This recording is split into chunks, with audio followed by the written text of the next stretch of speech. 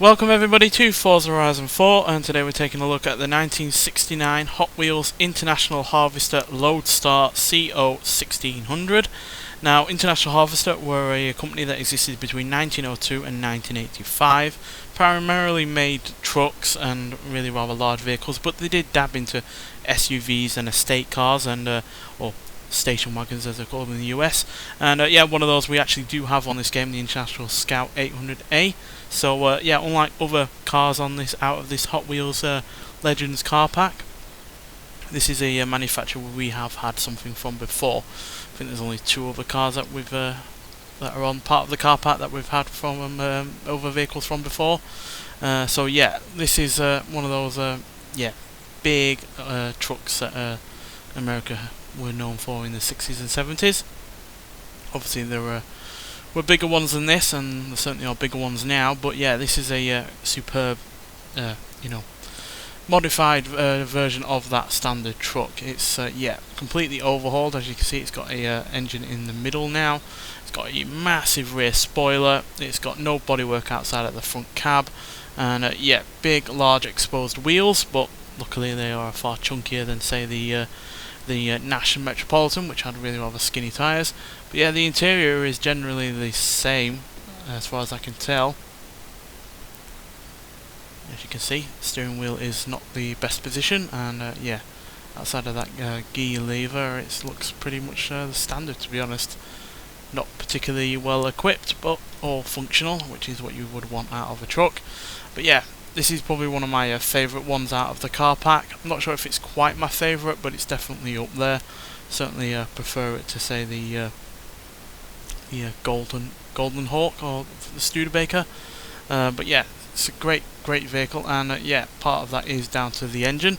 It's got a 5.8 litre supercharged V8 engine producing 485 horsepower and 432 pounds-feet of torque, which granted is not the most amount of power from a vehicle out of the car pack, but considering it only weighs 2,998 pounds, it's more than enough. Especially when you consider it's got very little in the way of weight over the rear wheels, which is probably one reason why it has that spoiler, to keep that rear end down, because otherwise it would be all over the place. But yeah, hopefully this car interests you as much as the other ones do. I am probably not going to interest some people because it's a truck in essence, but I feel like enough has been done to it to at least make it a damn sight more interesting than it otherwise would have been. But regardless, let's get out to the open road and see what this car can do. So on the face of it, this might look like the most cumbersome and least enjoyable car to drive out of the car park, but for me it really is not. It's fun to drive, sounds absolutely great, which you'll hear in a minute, and yeah, is yeah, it really does encompass the whole ethos of a Hot Wheels car, in the fact that it looks like something that a kid or someone who has a like a mindset of making a mad vehicle would do. You just take something like every other kid likes, as a big truck, and then just go to town with it in terms of power, acceleration, speed, and yeah, general looks. So I'll let you listen to the engine for a little bit, because it is one of the best elements of this vehicle, and then we'll talk about it some more.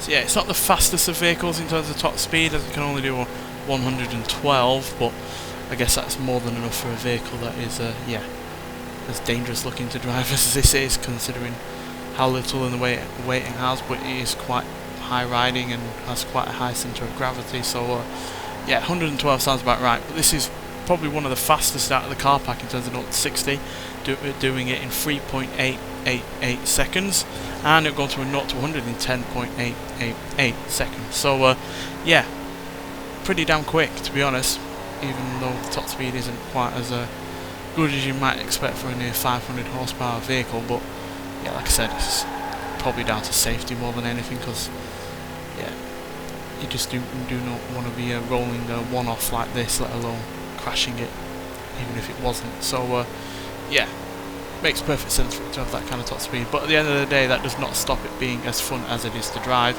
especially considering it handles far better than you would ever imagine it would be able to, probably because it is quite well balanced with that engine in the middle and that big rear wing at the rear, keeping the light rear end down.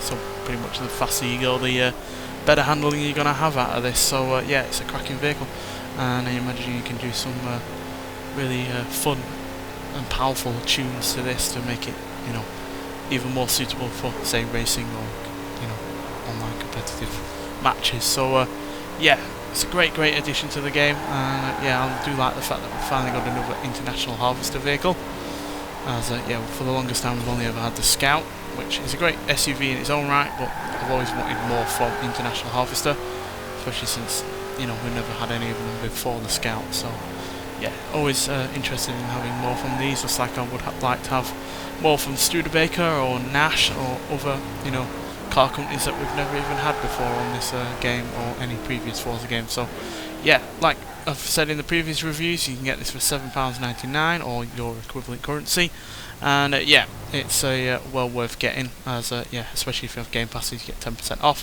Fortunately, I can't actually show you the vehicle because of the camera angles. Actually, we'll go in drone mode and I'll show you it off just in the outside world, just so you can get a good look for it.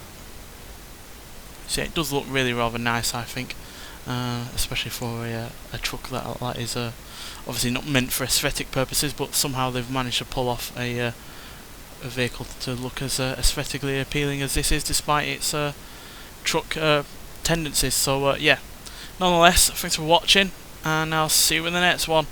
Bye.